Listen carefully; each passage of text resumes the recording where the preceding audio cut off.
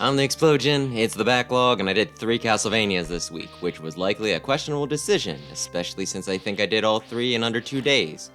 Things kinda ran together there for a bit, so I'm not 100% sure.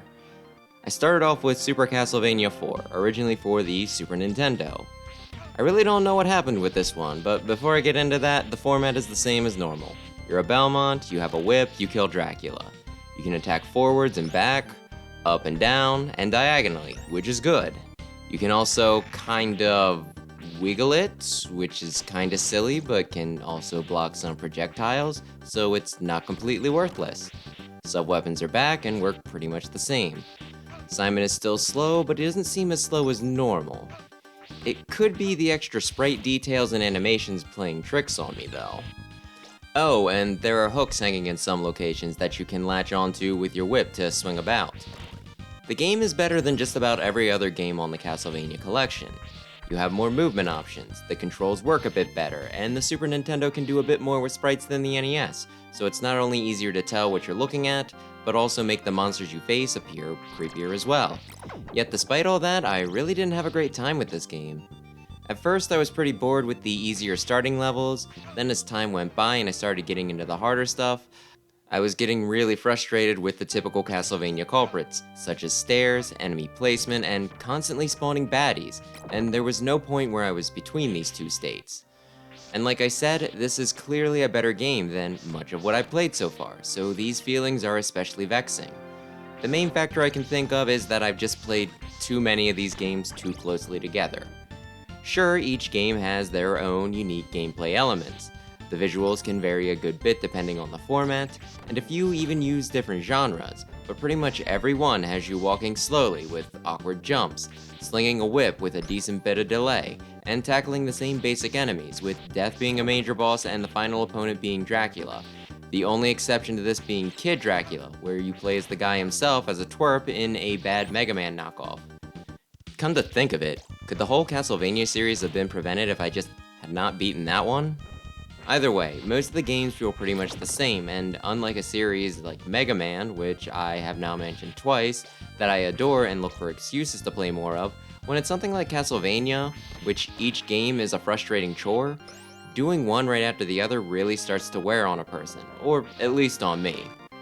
While repetition's likely my main issue here, there's a few other things that could have been souring my mood. Like how this was my last major hurdle to get through the collection, making this one feel like the final enemy I had to topple rather than a fun last hurrah. I also don't really think the graphics hold up all that well. I imagine a lot of the sprites and effects probably looked incredible back in the day, but I don't think they really aged all that well, and now kinda look rough. There's not a huge difference between the quality in Super and Bloodlines visuals, and yet I prefer the latter by a good margin. Maybe it's Bloodlines' more unique rogues gallery making me a bit more lenient, but I think that the game didn't overextend as much and thus they still look decent. I don't know, I might be talking out of my butt on this one.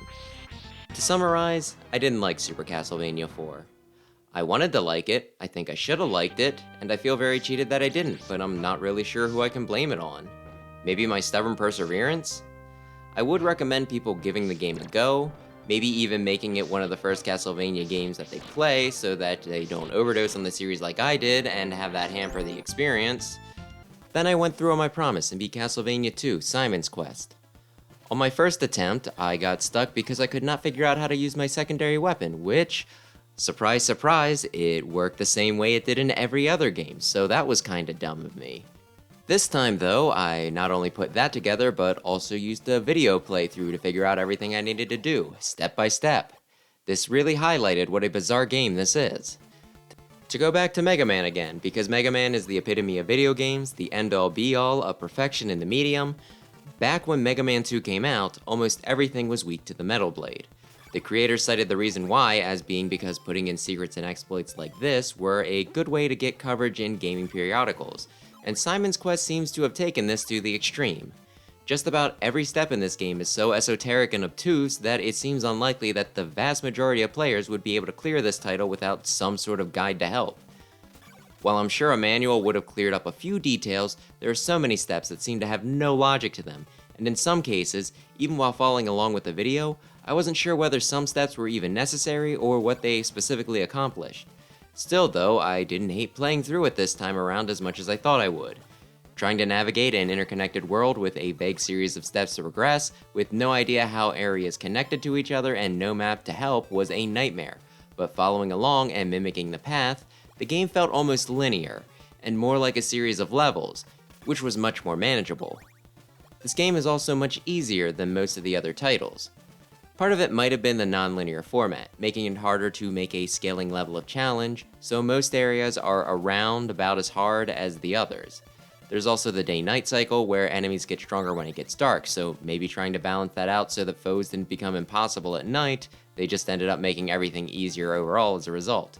You can also level up, which makes things easier, but you can lose your progress if you get game over, so maybe the game was balanced to be doable even at a basic level.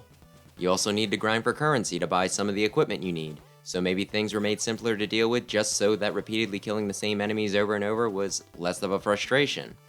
Either way, the main challenge in the game really is just finding a guide you can trust. The story is a bit of a mess though. Dracula is trying to resurrect himself through his scattered, dismembered parts, so Simon sets out to collect them first.